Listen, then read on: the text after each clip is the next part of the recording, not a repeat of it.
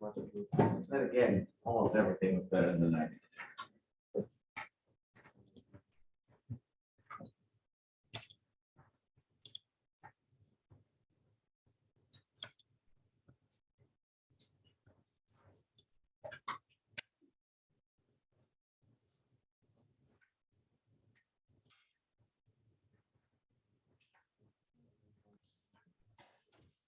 Igor, you're starting to sound like parents, right? Oh, when I was your age. Although it is pretty amazing. I mean, I think about, I mean, it'll happen to all of you also, where, the cost of, going to a movie. I mean, just about anything now is so much more expensive than it used to be. I think about textbooks and what a ripoff. The textbook market, oh my gosh. You guys know because you have to buy these darn things. They certainly don't make it easy. While we're waiting to get started, I just wanted to show you that I went ahead and extended the time due for Lab 5. And we'll probably have some time today to finish, when we finish off our stuff, we'll probably have some time today to have you guys work with one another on these labs. So that's my goal today, is to get us done with that. And then, Diego, will you remind me, can we post last Thursday's and the video from the 17th and then today as well? Yeah. I converted it. It should be on here. It's on there, right? Yeah. Because we walked up there, Yeah. and then I don't know. I didn't come back. I was thinking about that on the way here. Well, But anyway, yeah, we'll yeah. take a look. Yeah, we'll take a look, see what's there. All right, while we're waiting to get started, how was everybody's weekend? Good? Yeah. Do anything fun? Nothing fun? Okay. Well, I did something fun. I went to a place I had never been before. A part of the planet I've never been to. Of course, most of the planet I've never been to. But anybody familiar with Alisal Reservoir or Alisal Lake? It's remember that fire we had, the Alisal fire? Supposedly started near the lake and then it went up over the mountain and then down. But I had an opportunity on Friday to go to the lake. So you have to have kind of an invitation to get out there. But anyway, so it's part of this Alisal Resort, which is, I guess, apparently the largest dude ranch in the country. And so, you can horseback ride, you can fish, you can swimming pool, there's, tennis, there's hiking, there's all kinds of stuff. Air rifle, which I did not do, archery, all stuff. But anyway, so you go out to the lake, so they drive you out to this lake. And well, it's more like a reservoir. It's not very big, but it's nice. I've never been. It's nice. Had a little picnic out there on Friday. And Friday was beautiful. Oh my gosh, the weather was fantastic. So it's nice. So it was fun. But that was about it. Yeah. I won. I took my kids to Universal Studios. Oh wow. And on Friday, so that was fun. And as you mentioned, like, yeah, I started to become more of a parent. It wasn't so much about, like, as a parent, like, I remember, like, I loved going to Universal Studios. As a matter of fact, when I came to the United States, back when I was 9 years old, when we were told that we were migrating, I thought that we were going to come to Universal Studios in Disneyland. That's what as a Wonder Years, we're at the Simpsons, all that. I was like, oh my God, we're going to be at Disneyland and at Universal Studios every single day. Anyway, little did I know that was not the case.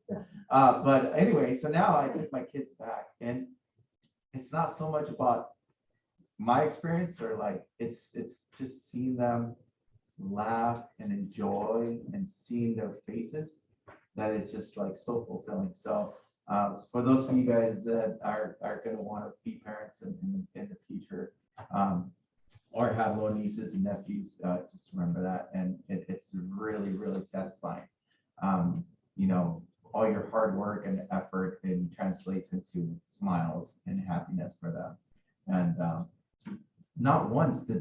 about walking. And the last thing that the highlight, at least for me, as we were talking about human movement, my son and mom ended up running all the way up the stairs from lower lot all the way to upper lot, running.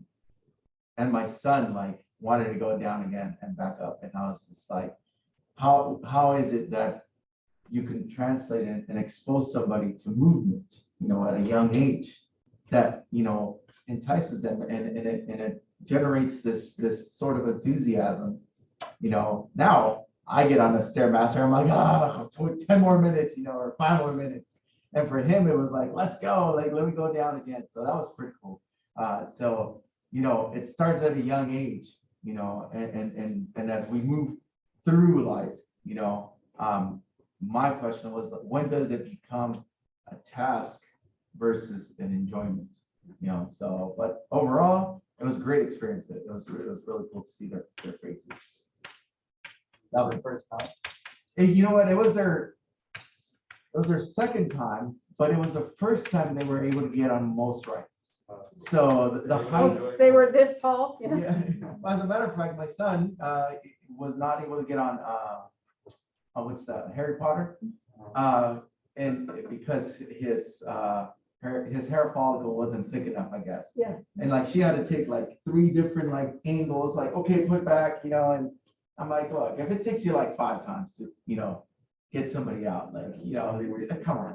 But besides that, like I said, it was them. They were tall enough. My son did get like a little upset. "Oh, you're not tall enough." I was just like, it's all right. We'll come back later. You can get on. But yeah, that was the difference.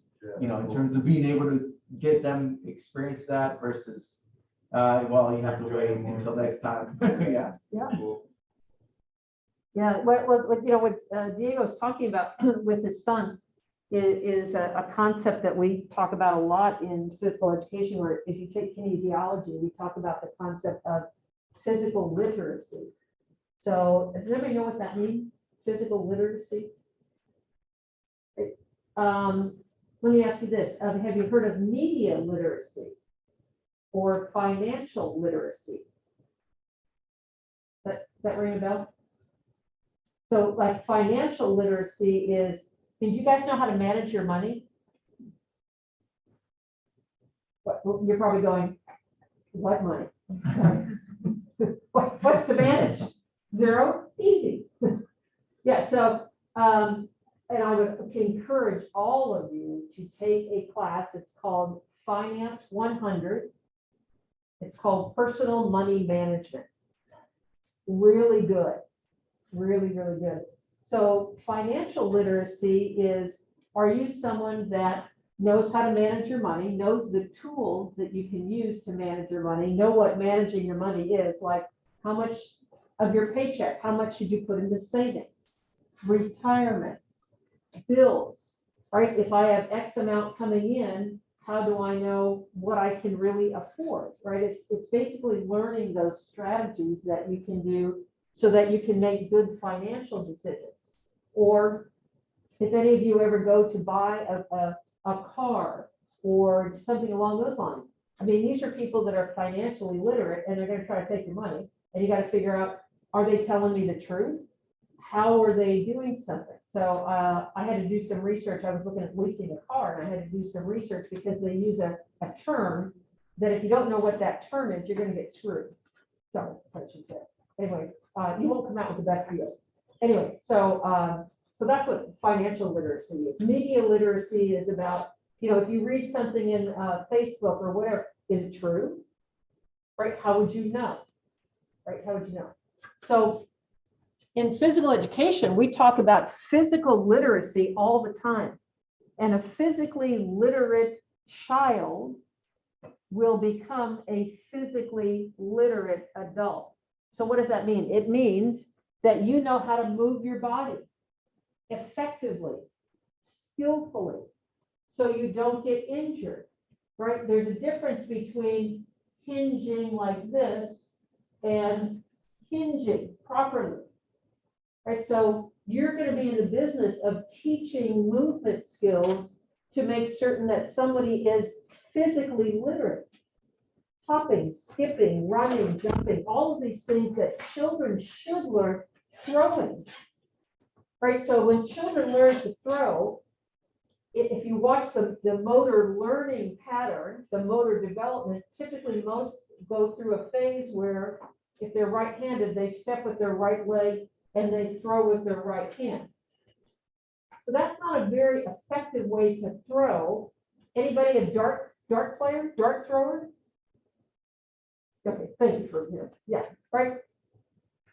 Maybe some of you are probably too young, you may not have been to a bar yet, right? So darts at a bar or something along those lines, right? If I want precision, not speed, if I want precision, right arm, right hand is very effective, right? Ipsilateral, very effective in terms of precision.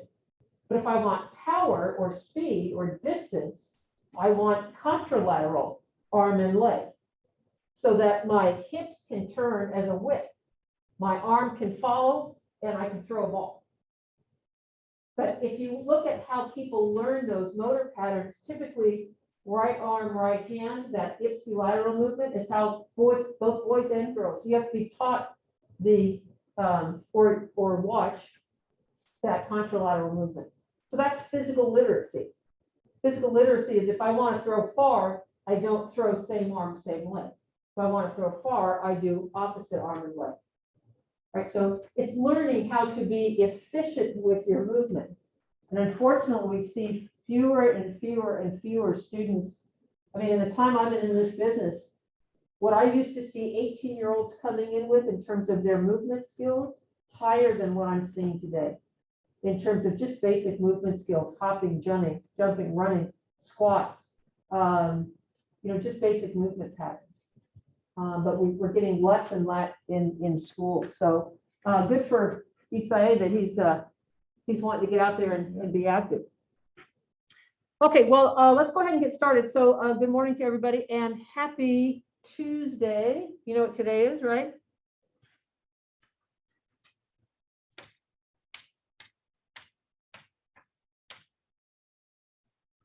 And it happens on a Tuesday. I mean, like, okay, when is that ever going to happen again? Right. So, if you're somebody that likes algorithms, whatever, it's probably a good one on there. So yeah, 2222. And there's a word for that I learned today, which I didn't know. I think it's called palindrome, P-A-L-I-N. Am I saying that right? Palindrome. That word means something is the same forward and backward, like Bob. Right, B-O-B, same forward and backwards. The word for that is called palindrome. There's your vocabulary lesson for today on that one. Okay, so we went ahead and we gave you some more time on this one because we haven't finished getting through everything that we needed to get through in terms of bioenergetics. So we should be able to get through, finish that up today. And then my goal is for you to have some time so you guys can work with each other in terms of lab 5. Okay, all right. So let's go ahead and figure out where we left off last time. And am I sharing correctly? Let me stop share. Let me share. Okay, and let's get to here. Okay, so questions from last time. So this is a big. These are actually 2 chapters that got combined here. So any questions on kind of where we left off last time? We talked a lot about motor learning, feedback, etc. And we left off talking about energy metabolism, right? I think this is kind of where we left off last time, right? Didn't we leave off with, look, yeah, okay, that's what I thought. Okay. So just as a bit of a refresher, remember everything relies on ATP. So every movement of your body, every single muscular contraction, whether it's smooth muscle tissue, cardiac muscle tissue, skeletal muscle tissue, doesn't make any difference. All of it relies on ATP. where you've got those 3 molecules of phosphate. And basically just think of them as building blocks. So don't worry about all the, the names of the chemical bonds and all that sort of thing. This is no different than Legos, right? You have different colored Legos, right? They represent different molecules. You can put them together in lots of different ways. Anybody a Lego fan? Ooh, nice. What's the best thing you've ever made with a Lego, Adrian? I'll probably say one of the Star Wars sets. Oh, wow. Okay, impressive. Yeah, Legos, totally cool. All right, so you can build, right, they're just building blocks. You can build them in lots of different ways. So this is one way they get built. So think about if you had 3 Legos all stuck together, right? You break one Lego apart, that breaking of it apart releases energy, and that's the energy that drives muscular contraction. So what we do is we convert this ATP, 3 of these Lego blocks, into ADP, 2 of them, and that releases that energy. But then in order for that to continue, ATP has to be restored. Because remember the first law of thermodynamics, energy is neither created nor destroyed, it's just recycled. So your body uses 3 different mechanisms to restore ADP to ATP. And then you can use it again, and then you restore it, and then you use it again, and then you restore it, and then you use it again. So is that making sense? So it's kind of this giant recycling. And there are different ways that we do that. And those are these 3 energy systems. So your body has 3 different ways that it can do this. So the first way that it does that, again, all of these, their job is to restore ATP. It's basically to restore that ATP. So the first way that we do it is through the ATP PCR system. This is used as creatine phosphate. So think of these 3 systems in the following way. This first system is immediate replenishment. Right, so this is immediate replenishment. This is when you're doing short, intense bursts of activity that you're going to repeat a couple of times, but there's not a lot of rest in between, right? So these are short, powerful activity where you got to replenish quickly. So this is an immediate system of energy. The light blue here, and I've forgotten the name, cyan. That's the name for this color. C-I-A-N. No, sorry, C-Y-A-N. Yes, it's called cyan. Who knew? To me, blue. Right? Anyway. Okay, so cyan, this is an intermediary step. So you're going to have immediate, you're going to have intermediate, and then you're going to have long-term. This green one is long-term. This is your long-term energy. The glycolytic system is your short-term, and this ATP PCR is your immediate. You've all experienced this when you've done activities. So think about when you are doing, let's say you're weightlifting, right? All of you have probably lifted some weights, right? So you're weightlifting, right? I'm doing 1 repetition, 2 repetitions. I'm lifting heavy weights, 3 repetitions, 4 repetitions, 5 repetitions, 6, right? In other words, in order to get those repetitions out, you can feel yourself getting weaker, correct? Right? I can't do another repetition. You're draining this energy system. So when you stop and rest, your system's replenishing. So you can do the next step. The next set, right? Does that make sense? So when you're doing short, powerful bursts of energy, so usually that, somewhere between 6 to 10 seconds, some people will tell you about up to 15 seconds. And it's not like there's a light switch, right? When you get to that time, we go to the next system. They overlap, is what we're going to show you. And they overlap, and depending on your fitness level, influences how much they overlap. Okay, so the second one is called this glycolytic system or glycolysis. So you remember the word glucose? Right? Remember glucose is sugar? This is all about glucose, nothing else. This is all about glucose. So you eat a banana. Anybody ever like done any kind of like activity? And let's say you've been working out for maybe like an hour or something. And you ever gotten to a place where you're working out and then you suddenly feel kind of like not all there? Well, welcome to my world. So you might feel like you're a little shaky, right? Or something where you're like, man, I got nothing in the gas tank. I need to go eat. And you might be craving bread, banana, pasta, something carbohydrate, right? Your body is telling you, I need more carbohydrate because you've used these glucose stores. And when glucose falls, you're fatigued. So the way that glucose gets burned, it gets used, is through this thing called glycolysis. Glycolysis means the breakdown of glucose. Glycogenesis means we build up glucose, we create glucose. Glycolysis means we utilize glucose. So these are for activities that go anywhere between about 30 seconds and about 2 minutes, or what we refer to as anaerobic activity. This word means no oxygen needed. Same thing up here, no oxygen needed.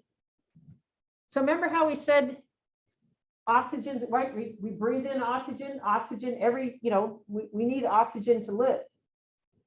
But you have two energy systems that can provide the energy without oxygen. They just don't last very long. So this is for activities that last maybe about, up to 2 minutes. So maybe you're out at the track and you're going to do a lap around a 400-meter track. And it takes you 2 minutes to run that, right? You're going to be using predominantly this energy system to fuel that activity. Make sense? Okay. So then you've got this thing called the oxidative system. This is your long-term energy source. This system, very complicated. Well, they're all complicated. I mean, this is a lot of biochemistry. We're not going to get into all the biochemistry. But what you should know, immediate source of energy, short-term, long-term. Long-term energy uses both fats and glucose, but fat can only burn with oxygen. Glucose can go either way. So glucose is kind of a tweener. Glucose can be burned anaerobically. It can also contribute to aerobic metabolism. So this is your long term. You go out for a 30-minute run. You are playing in a basketball game. So you're doing activities that last longer than 2 minutes. Right? So how is that exercise going to be fueled? It's going to be fueled by using this aerobic system. So is that making sense? Right? So here's what I want you to take away from this. 3 energy systems. All of them restore ATP. Immediate restoring system. Intermediate restoring system. Long-term restoring system. Make sense? Yeah. So your body is pretty, this is a pretty trick machine. It's figured out, how to do that. Okay, so here's how they work. So if we look at time and you look at percent of total energy, right? So if you do something at 100%, right, it's all out. Can't go anymore, right? On maxed out. So if we try to take a look at the relationship between time and this total amount of energy, what you're going to see is there's an overlap of these energy systems. So when you begin to do an exercise, so let's say, I don't know, the fire alarm went off and we said, we must exit the room in an orderly fashion, right? We're going to try to make up. Some of you are going to say, I'm out, right? And you're going to sprint, right? So when you're sprinting to get out of here, that sprint, right? You're in a full-on sprint. That activity is going to be fueled initially by this ATP system, but it doesn't last very long, right? So it's going to get you going. It's going to get you moving, and it's going to get you out of here. But you can see that after about 15 seconds, this really dies off, right? You've spent that energy. So now I got to have a second system if I'm going to keep running. And so that's glycolysis that comes in. So now I'm using my glucose stores to fuel that activity. And then you can see that the longer it goes, the more I'm going to be having this long-term energy system take over. So these overlap. So it's not like you do, it's not like gears in a car, right? I go from one gear to the second gear, from the second to the third. There's more overlap with this. That making sense? Mm-hmm. So what energy system you use is dependent on the intensity and the time that you're engaged in. Right? Depends on the intensity and the time that you're engaged in. So what energy system that you're using predominantly is going to be dependent on, it's more task specific. Okay, so where does all this take place? This is an actual X-ray, what am I saying here? Image, that's the word I was using this X-ray technology, right? This is the most detailed model of a human cell to date, right? This is using X-ray nuclear magnetic resistor, right? And then a cryo-electron microscopic data sets, right? This is the inside of one of your cells. Did you have any clue that all this was going on in there? I mean, this is a lot. So all of those energy production, where does that take place? It takes place right here, right? So this is the mitochondria. Here's a diagram of this. This is real life. Here's the diagram, right? So we can try to figure out what the heck is what, right? So if we take a look at it, here's your mitochondria. And the mitochondria, these are called the powerhouses of the cell.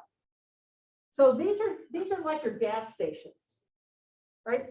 These are like your nuclear power plants, for better or worse, whatever, right? These are your solar farms, right? So just like, we have lots of different ways we can provide energy to our town. Does that make sense? Right? If you want to use that analogy. So when we train people, particularly when you train people aerobically, their body builds more of these. These are called the powerhouse of the cell, the mitochondria, right? The powerhouse of the cell. And those mitochondria are where all this takes place. And now that I'm looking at this, I really thought it said, so here's how you spell mitochondria. I think it's behind where the your screen, you're sharing your screen. Oh, okay.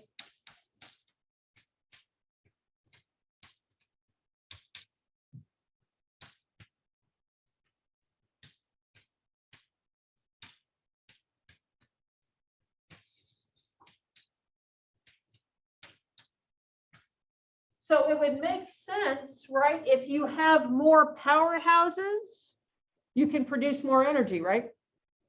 So that's one of the training effects that we see. When you train people, they're going to build more of those. Your body's pretty cool. It says, hey, we need more energy. We got to process. I got enough carbohydrate. I got enough fats going on here. I just don't have enough plants to power them. I need more. Yeah, go ahead, Andrew. Is there like, any like specific foods that would help build those Not foods, but exercise. for exercise? Yeah. Just like doing more? Or- Yeah, more aerobic exercise, right? More glycolytic and aerobic exercise. Yeah. Yeah, it's pretty cool. So your body starts to build more of these. That's a major adaptation on there. Okay. So if we were to look at the biochemistry, right? So this is basically how ATP, and again, I just want you to kind of conceptualize this. Don't worry so much about it. But basically, right? I've got this ADP, I've got to restore it. I have 2 phosphates. I need to add a third, right? Because remember, we're going to restore that, we're going to restore that, we're going to restore that. So that's what it looks like for the creatine phosphate system. For the glycolytic system, it's more complex. You eat carbohydrates. Those carbohydrates get broken down into glucose, right? Glucose gets further broken down. All those chemical bonds come apart. In that process, pyruvate gets generated, and then that can be converted into lactate, right? You guys have ever lactic acid? Right, you ever heard of lactic acid? Tell me what you guys know about lactic acid.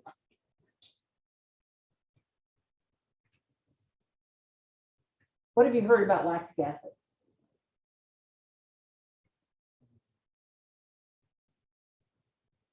Usually after every workout, we use a lot of energy.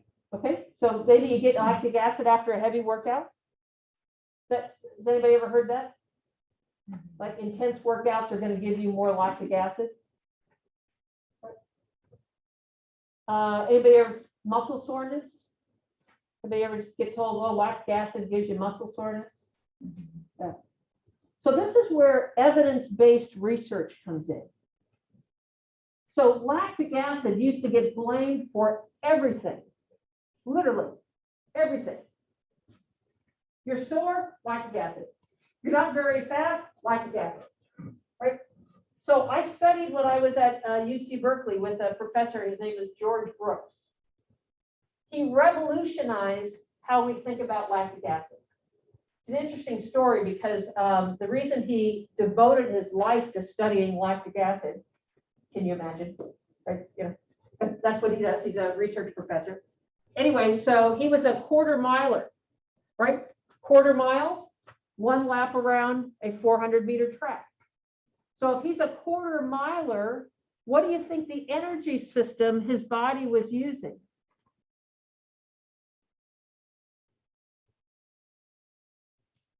Remember of these 3? A little bit of the oxidative, but mostly this. Mostly that intermediate system. Right, so he was a track and field athlete. He was a quarter miler, and he was a decent quarter miler, but he wasn't great, and he wanted to be the best. So he says to his coach, how come, I mean, I trained just like this guy, just like this guy. What's the deal? How come I'm not better? And his coach said, well, George, you just have too much lactic acid. So if you knew this guy, you'd appreciate this. It kind of pissed him off, right? It's like, well, that's no answer. Give me why. So based on that, he spent his whole life studying this biochemistry under all kinds of conditions. And it turns out lactic acid is a really good thing. Lactic acid is also a substrate. Your heart uses lactic acid. Your brain uses lactic acid. We're not going to go into it, but it's called the lactic acid shuttle. And essentially, this becomes another substrate for other organs to use. So that muscle soreness, like you lift on Monday, Tuesday you're sore, Wednesday, oh my God, you're really sore, right? Your eyelids are killing it, right? It's just, you're really sore. That muscle soreness has nothing to do with lactic acid. It has to do with eccentric loading and muscle tears, but not lactic acid. So lactic acid got kind of a bad name, and it really shouldn't have. So anyway, so there's your info on lactic acid. So basically this produces lactic acid on here, and also ATP. So we get ATP out of this as well. So basically glycolysis, this is all about your carbohydrates. Breads, cereals, pastas, vegetables, fruits, any kind of carbohydrate that you eat, it's eventually going to wind up into glycolysis and ATP. So that's our intermediate. So this is the system that's fueling those activities that are somewhere around, 15 seconds up to about 2 minutes. So if an activity lasts about 15 seconds up to about 2 minutes, that's going to be glycolysis that's fueling it. And then the third one is this one called the oxidative system. Don't worry about all this. What you need to know is it produces boatloads of ATP. This is your big energy one. So remember how we said fat gives you 9 calories, fat is 9 calories per gram. Carbohydrate is 4 calories per gram. So carbohydrate and fat together are going to give you a pretty powerful system. So this oxidative system is this. We rarely use protein, only in cases of like starvation. So this is really what's happening. Your body uses fat. Your body uses carbohydrate. Fat gets broken down into free fatty acids. Basically, glycolysis gets broken down, or glucose gets broken down by glycolysis. And basically, all of these go into this thing called the citric acid cycle, which then goes into the electron transport chain. It's a lot of biochemistry. If you go into exercise physiology, you're going to have to learn this in a little bit more detail. Right? So you have to learn at each step what's coming in, what's coming out. What you really need to know, you get a lot of ATP. So this happens a lot. The important thing here, oxidative, with oxygen. Fat cannot burn without oxygen. Glucose can, but not fat. Fat cannot burn without oxygen. Does that make sense? Right? So fat, you got to have it. Right? It's important. It's a huge energy producer. Yes, ma'am. So if your carbs and your fats are that you eat are Building muscle, a repair. It's interesting. People oftentimes think of like endurance runners. Well, they don't need much protein because what? They're like this big around, right? But they do, because every step they're taking, pounding. You have cells that die off that need to be replaced. Every cell in your body uses protein, building blocks.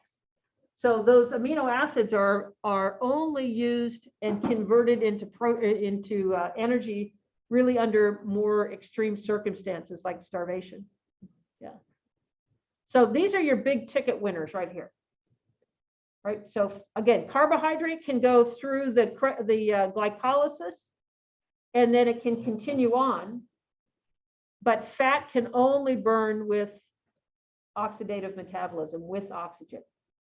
Okay. But all three systems, you can see they produce ATP. If I have ATP, then it can convert to ADP. ATP, ADP. Make sense? So your body's pretty cool in terms of how it does this. So let's show you some examples of how this works during exercise. So if I take a look at energy, yeah, go ahead, Diego.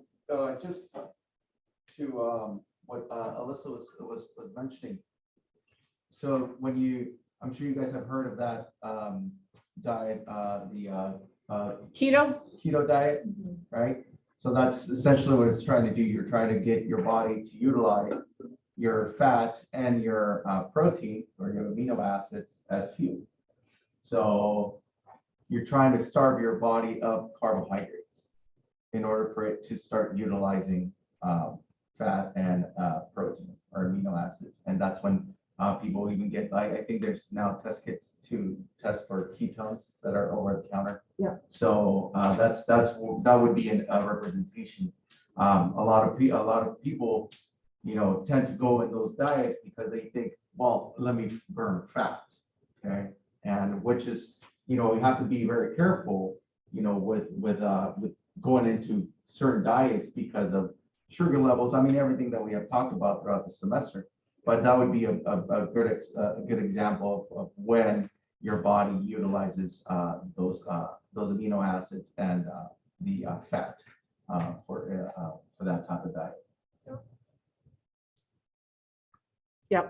And which can be dangerous at times, especially with folks that are diabetic. If they go into diabetic coma and oftentimes into ketoacidosis, that can be a problem. Okay, so here's the take home from this slide. Intensity and duration of exercise are inversely related. So that means the harder the intensity, the shorter the duration. You all know that anyway, right? I mean, if I was doing squats that are, loaded squats, I'm not going to be able to do this for, say, I don't know, 30 minutes continuously. But I could do this for 30 minutes continuously, right? I could run, right? So basically, the more intense the exercise, the shorter the duration. The more anaerobic the metabolism is. The longer the duration, typically the lower the intensity, right? Lower intensity means I can go longer. And why? Because of the storage of energy. Creatine phosphate stores, tiny, very, very small. Fat stores, big, right? We have a lot of stored fat. And I mean that it's good, right? We need fat. We can't survive without it. So basically the amount of available fuel for exercise from fats is unlimited. The other two have limitations. We just can't store as much. So if I can't store as much, those decline faster, right? I use them faster relative to the amount that they do. So here's an example right now. So if I look at ATP production, right? Where is my ATP coming from? If I'm looking at the duration of, and this is all maximal effort, right? How long can I go full out? What you're going to see here is that this dark blue line or blue line here with the closed dots, filled dots, this is looking at anaerobic metabolism. So when you go full on out, you can't go for very long. And your energy stores, because they're limited, they fall very quickly. But because aerobic energy stores are available, they can go a long time. So your body can transition from using one energy source or two to then three, right? In other words, you can move it around depending on what it is that you need. So your body is going to figure out how to get you the energy it needs based on the tasks that you're doing and the available storage of fuels. Okay. All right, question. When are you in your fat burning zone?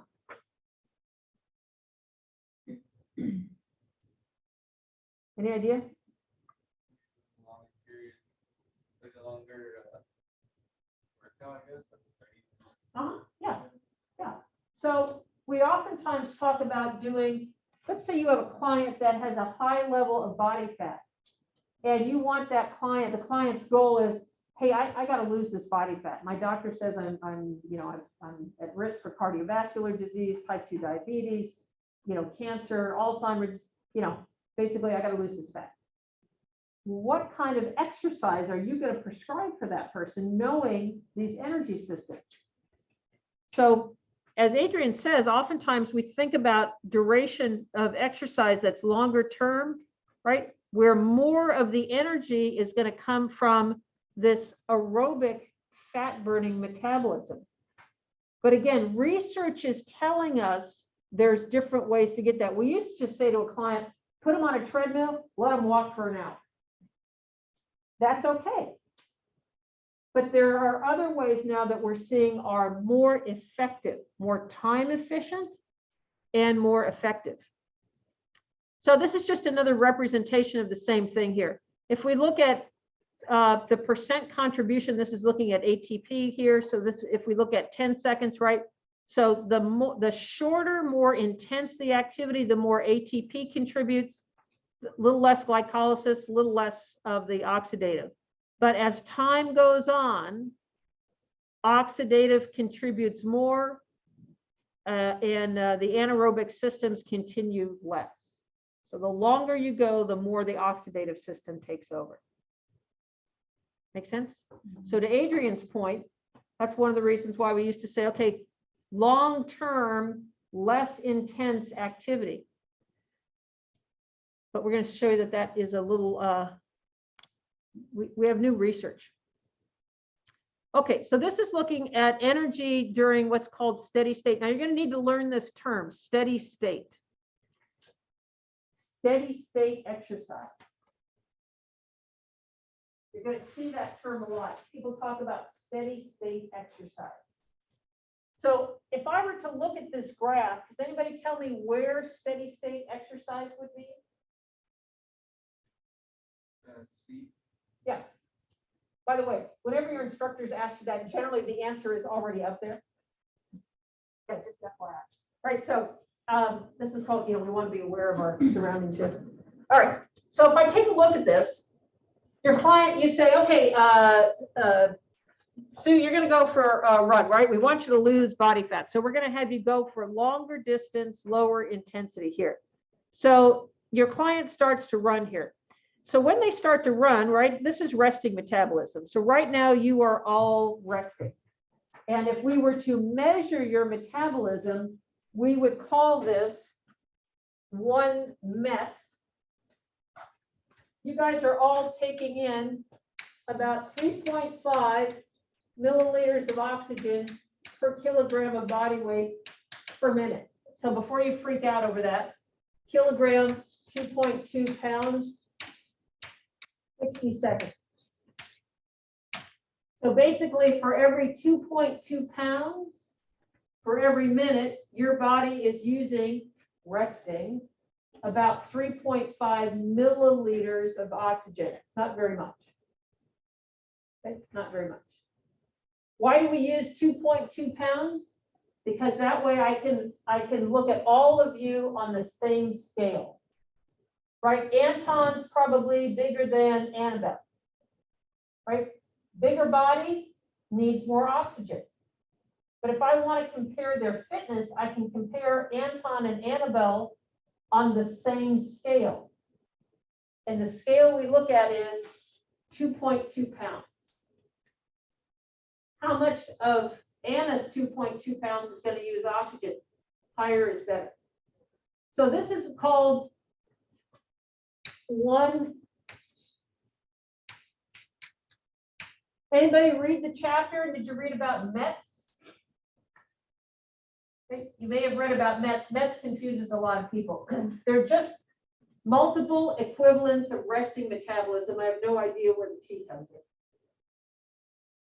Anyway, they're just resting. So let's say if I was working at 10 METs, I'm working at 10 times resting metabolism. That makes sense? So on some of the machines that you work on, they're going to show you METs. And METs are just how many times above resting are you? So here's the steady state, right? So here she is. She hasn't done any exercise. Then she starts her run. And what we're going to find is that ATP is going to be generated through the creatine phosphate system. It's going to be generated through the glycolytic system. It takes a little time for that oxidative system to fire up, right? About 2 minutes. And so in this case, people used to call this the oxygen deficit. Basically, all it means is that, have you ever started a run and that first minute you kind of feel like it's a little harder to breathe? Second minute gets a little bit easier. Usually by the third minute, you're kind of settled in, right? And it feels like how much you're breathing is meeting the needs that you have based on how fast you're running. Is that ringing a bell to anybody? You ever felt that way? Yeah, so usually that happens when you're doing aerobic training. So once you reach steady state, this is where the oxygen supply and the oxygen demand are the same. Right? Your body's delivering how much oxygen your body needs to do the work. But when you stop exercise, you ever notice that you keep breathing hard? mean, if you stop exercising, why should you continue to breathe harder? What's going on that's happening there? And this is referred to as excess post-exercise oxygen consumption. The abbreviation for it is EPOC. Exercise post-oxygen. So you're going to read about this in the popular press. Oh, we want to do this exercise or that exercise or this exercise because it generates more of this, right? You breathe harder after your exercise. So like high intensity aerobic training, right? High intensity interval training. So we see these more intermittent forms of exercise that are higher intensity. And the reason, because they're going to generate higher numbers here. So you're burning more calories even after you're done exercising. What drives this is the amount of lactic acid in your blood, which decreases the pH, right? Blood becomes more acidic, which means you got to blow off more CO2 to balance the acidity in your blood. So lactic acid becomes a driver of respiration, right? We blow off more CO2 to reduce the pressure. So by the way, you're always producing lactic acid, right? So your body is probably engaged in some level of glycolysis right now, maybe a little bit. So you're probably producing some lactic acid, but if we were to draw your blood, we would not see lactic acid in the blood. And the reason why is that the amount of lactic acid your body is producing is being met by the removal of lactic acid. They're in balance. But when you do high intensity training that is more anaerobic in nature, right? You're using the ATP PCR system, you're using more of the glycolytic system, short, intense, powerful bursts of activity. Your lactic acid level comes up. Your body's producing more lactic acid by glycolysis than it's removing. So you see lactic acid build up in the blood. And when that lactic acid gets built up, you breathe harder because you got to blow off more CO2 to neutralize that. Yeah, go ahead, Diego. So to put it into another example, like the ones that Ellen has mentioned, and those, so what can you do, or what do clients or not clients, trainers do to help their clients not feel that those first 3 minutes of like, oh, like I'm barely, especially somebody that doesn't like cardio training, long endurance training. What can you do?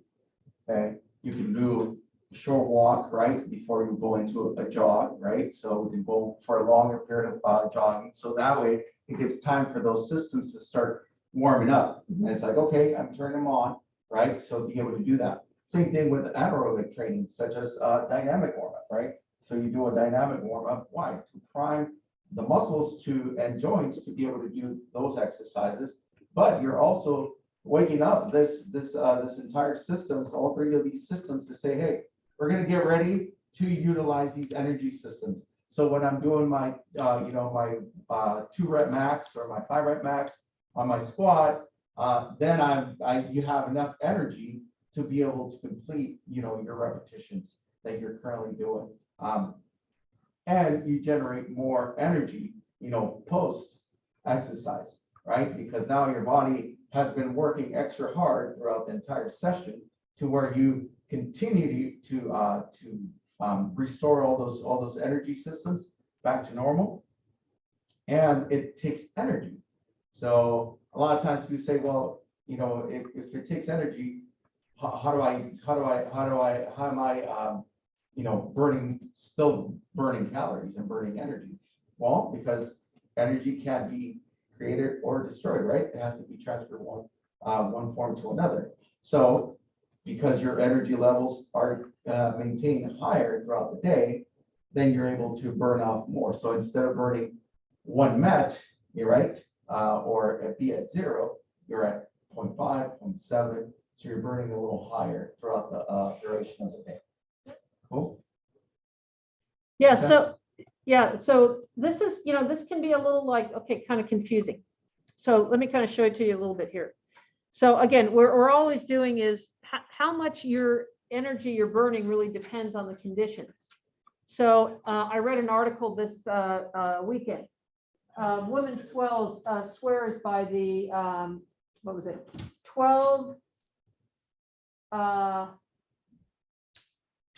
12-3-30 workout. 12% grade on a treadmill, 3 miles per hour, 30 minutes.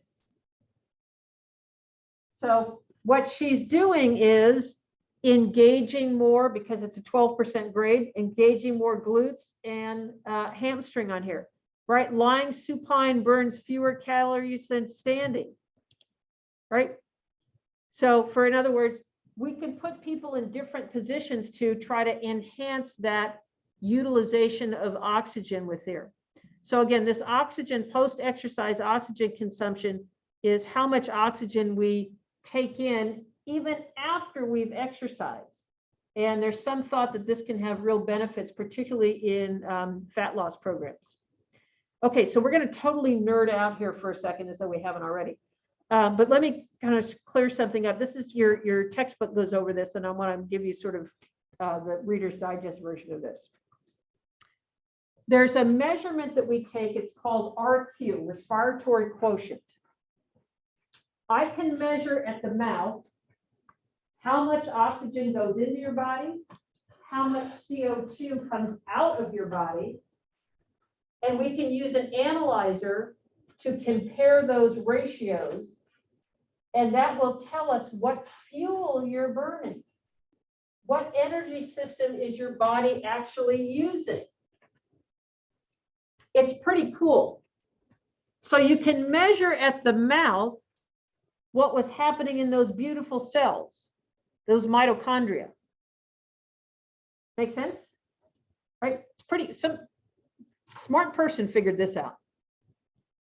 So basically, an RQ is going to tell us what fuel you're burning. Here's what you need to know. If the RQ is 1, it means that the CO2 that's being produced is equal to the amount of oxygen that is being used. So you can just look at this example I have up here, right? So when carbohydrates being burned, the RQ is 1. So if I'm like taking, if I'm producing 7 units of CO2 and I'm using 7 units of oxygen, 7 times 7 is 1, or 7 divided by 7. So basically this RQ goes from about 0.7 to, you can actually go over 1. So basically, if it's 1, you're burning carbohydrate. If it's 0.7, you're burning fat.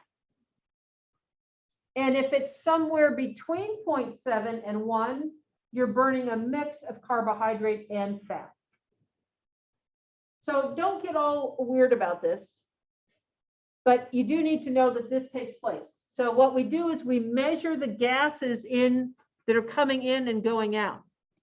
And we'll show you we're going to show you what when we get into assessment, you're going to be assessing some of this, and we'll show you, how this means, or what this means.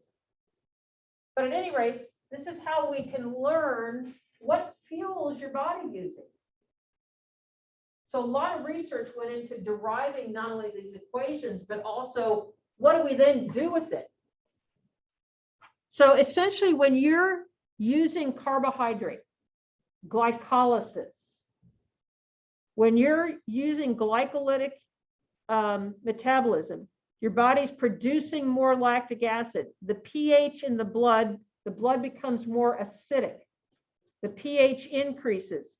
That drives the need for your body to expel more CO2. You breathe harder, and you're doing that in order to decrease the pH, right? In other words, you're trying to balance that out.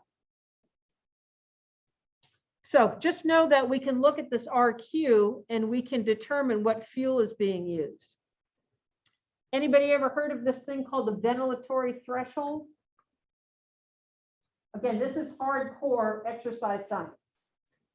Right? This is like the real nitty gritty. I don't know, you're bringing back some good memories. Yeah, this is like the really like detailed stuff. Okay. So people talk about anaerobic training. And they talk about ventilatory threshold, blah, blah, blah. Here's what this means. If I compare two things here, I'm comparing blood lactate. So we've got you exercise, and by the way, this is how they do it. You exercise on a bike or a treadmill. Meanwhile, someone's drawing your blood at the same time. Yeah, sorry, not out of the elbow, they generally draw it out of the hand. Right, so they're sampling your blood at the same time. And they're looking for what's in it. And what we can see is we can see the glucose, the lactic acid level starts to rise. And you can see that there you are, you're going along, you're going along, you're going along, you're going along. It's getting harder, it's getting harder, it's getting harder. And all of a sudden we start to see way more lactic acid in the blood. If we monitor your breathing at the same time, you're breathing, pretty steady. You guys have noticed this. You ever notice that when you run, your breathing can be very steady, right? I'm going at a steady pace. Everything's good. I feel I could go forever. And then you pick up the pace and your breathing really escalates, right? Anybody ever felt that, right? You maybe go from a jog to a sprint, right? So when you transition into more intense activity, glycolysis is fueling that. That means lactic acid levels are rising. That drives your breathing rate. You are going to breathe harder when you are engaged in glycolytic. So where that point breaks off from linearity, see how nerdy that gets? That's what they call it, right? When you depart from linearity, right? Straight line, straight line, straight line. Oh, it's curving. Look how these two things kind of match up. We start to see lactic acid in the blood, and we start to see increase in breathing, right? So that's where that correlation comes in between glycolysis. All right, this is probably a little more what we really see. So here you are. We're looking at your RQ. We're going to try to see what fuel are you using. This is % of maximum aerobic power. This means I'm sitting in class doing nothing. I'm in a full-on sprint, right? Sitting quietly, full-on sprint. Very different metabolic challenges. So you can see that when you're just kind of hanging out and you're not doing much of anything, you're resting, your RQ is about a 0.85. In other words, you're going to be burning both fats and carbohydrates. You are always in your fat burning zone. So that fat burning zone is a little bit of it's a myth. It's not like you have to be doing a certain kind of exercise to only be burning fat. But you can see here, as you start to do more intense work, that RQ goes up. And that tells us that now at a full-on sprint, you're using carbohydrate. You're not really using any fat. Does that make sense? Okay. How long can you go when you're in a full-on sprint?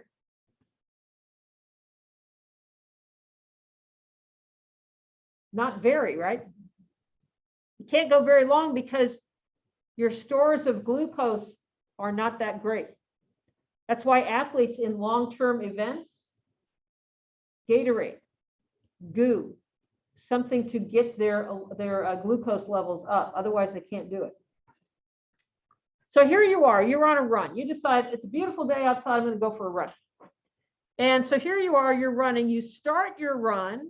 And if we were to measure your RQ, we might see that you're taking in about, your RQ is around 0.8, which means you're using about 33% carbohydrate, 67% fat. But see what happens? So now you're running at 65%. You're going at about 2/3 speed. I'm not in a full sprint, but it's more than a walk in the park. Make sense? So I'm in my jog, right? I'm going about 2/3 speed. I'm doing this for 90 minutes. And at 90 minutes, I'm pretty spent. Why does it start at 67 and 33? And now at the end, I'm burning 80% fat. I'm burning more fat than I started with. And I'm burning less carbohydrate. What happened? Why did this shift? Any ideas? Any thoughts on that? Yeah, go ahead, Anton. I think you mentioned fat burns with oxygen, and if you work out for a longer period of time, you consume more oxygen. So I think that's kind of related. Yeah, it's related.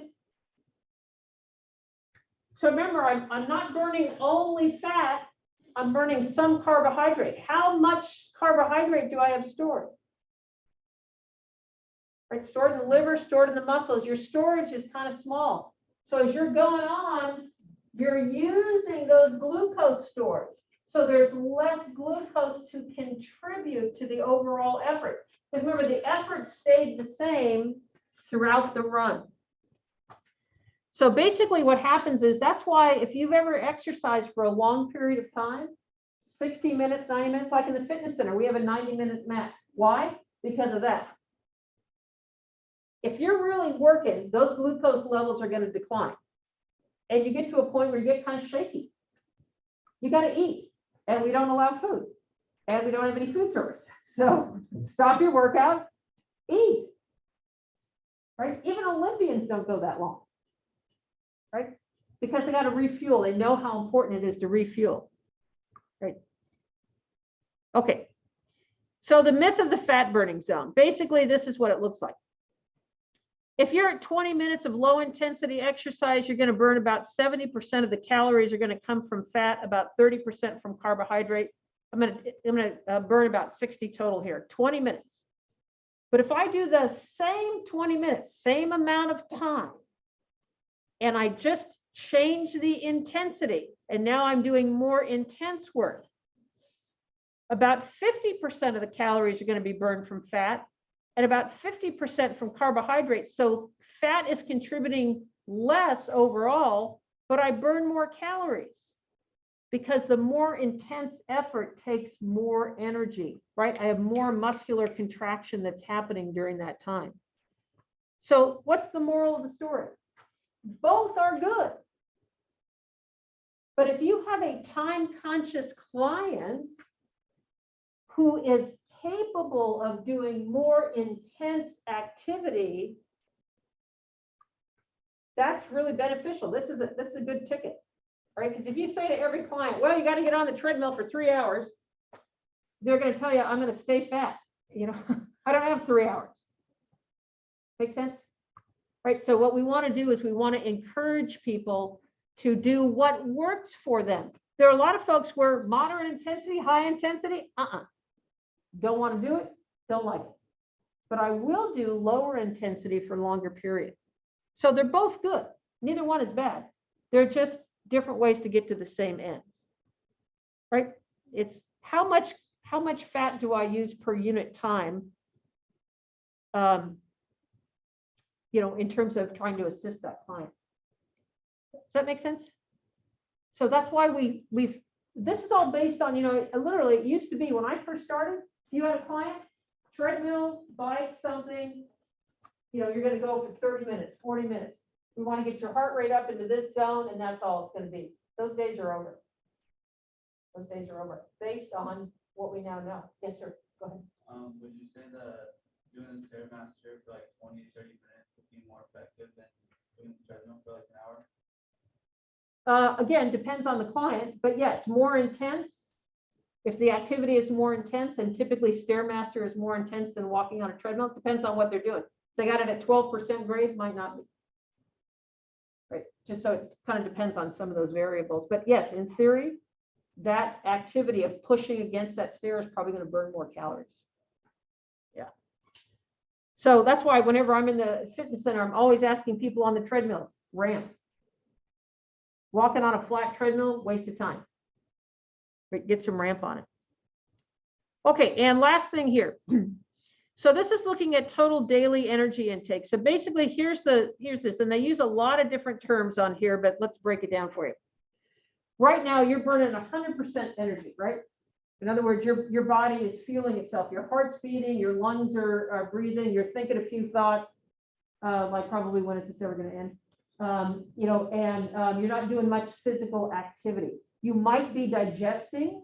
Some of you had breakfast and you're digesting. Some of you exercised this morning. So all of that contributes to how many calories and energy you expend throughout the day. But here's the big thing. You probably have heard this, right?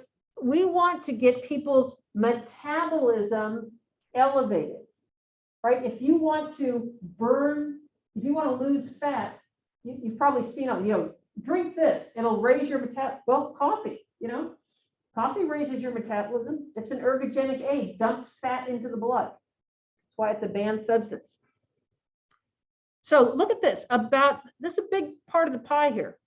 So about 60 to 75%, depending on who you are, of your metabolic rate, right? So your resting metabolic rate. So this is the rate at which your body expends energy when you're fasted and completely at rest, asleep, or you're lying quietly. In other words, you're not digesting food. You didn't just work out. So basically, this is how much energy it takes for your body, for your heart to beat, lungs to breathe, think a few thoughts. Baseline. You also expend energy doing activity, right? Exercise activity, EAT, EAT, non-exercise activity. So this is about 15 to 30%. So when people say, well, I'd like that piece of cheesecake, but I'm going to have to run for 8 hours to burn it off. Right? It doesn't really work that way. Right? Exercise provides, it contributes to your energy expenditure, but truthfully, not that much. But where it really enters your energy expenditure is exercise elevates this resting metabolism. And that's what part of that EPOC is about. So if I'm doing a more high intensity aerobic exercise, it may elevate my resting metabolism for a little bit longer. The research is kind of out on that. It's a little bit dicey, but in theory, that's the case. And then 10% is the thermic effect of feeding, like eating, right? When you eat, you digest calories. Those calories are burnt, and it takes energy to burn them. So digestion, and you ever notice that when you eat something, your body temperature goes up? Right? Your body temperature goes up after you eat because your body is metabolically active, digesting the food. It takes calories. When I was a sophomore in college, I had gained the freshman 15 sort of thing. I was kind of slow and sluggish, and I knew I wasn't going to be very effective. I played basketball back in the days when you could be short and slow and still play. Anyway, so there I was, and I thought, I got to lose this weight. So I'm working at a book warehouse, and I find this book. The book says, here's this diet. You can eat everything that you want, as long as it's in the diet book. You can eat all this stuff. It will burn more calories to digest the food than there are calories in the food. In other words, I will always be at a calorie deficit. I thought, hallelujah, I found my thing. What I learned was you have to eat like a rabbit, right? It was all like carrots, celery, cabbage. Oh my God, my family still teases me about this cabbage soup that I made that was hideous. Anyway, but I ate the whole thing. So did I lose weight? Yes, I did. Partly because I was in a major calorie deficit. It turned out that, could I sustain it? No. I mean, there's just no way. Anyway, bottom line is, if we look at all this, this adds up to 100%. So how do you burn energy? Exercise, non-exercise, eating, basal metabolic rate. Make sense? Yeah. So the impact of exercise is not that it is a big part of the pie here in terms of energy, but it drives this. If you can help somebody build more muscle mass, their BMR goes up. their resting metabolic rate goes up. Those of you with more muscle mass, you're burning more calories as you sit here than those of us with less muscle mass. Make sense? All right. Okay. We did it. We finished getting through all that. So, oh, sorry, that didn't let me do that. Okay. So we added this lab, which is due on Thursday.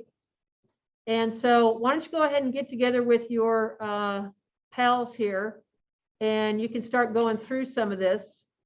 So basically it covers a lot of this planes of motion.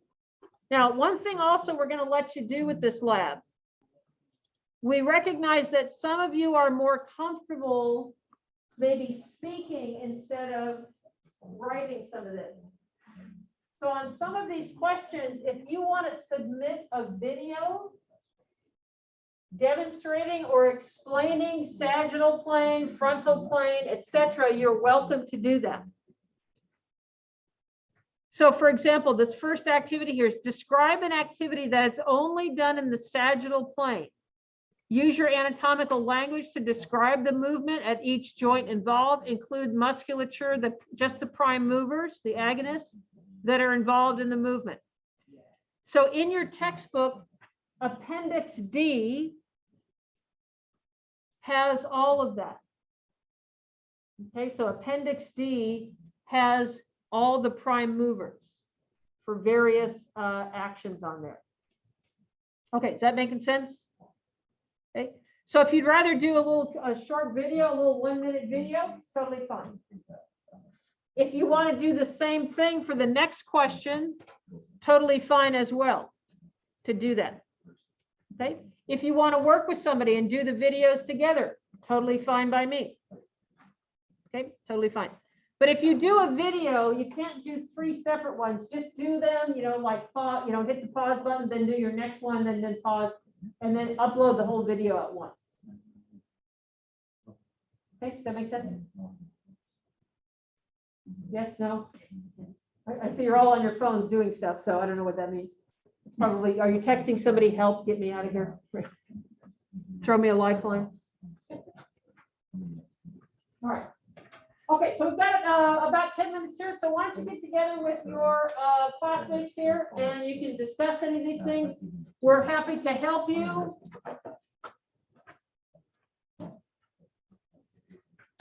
There are 2 questions that deal with energy and work. All right, describing the ATP energy system, the glycolysis energy system, oxidative, and then energy during exercise. Okay. All right.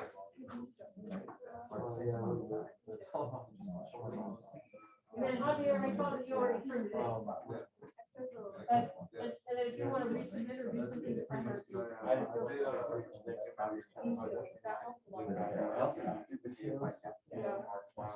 Okay. Yeah, it looks like I'm on wrong. Yeah, I was looking at it going, Yeah, that's true. Thank you. all right. Feel free to ask any questions.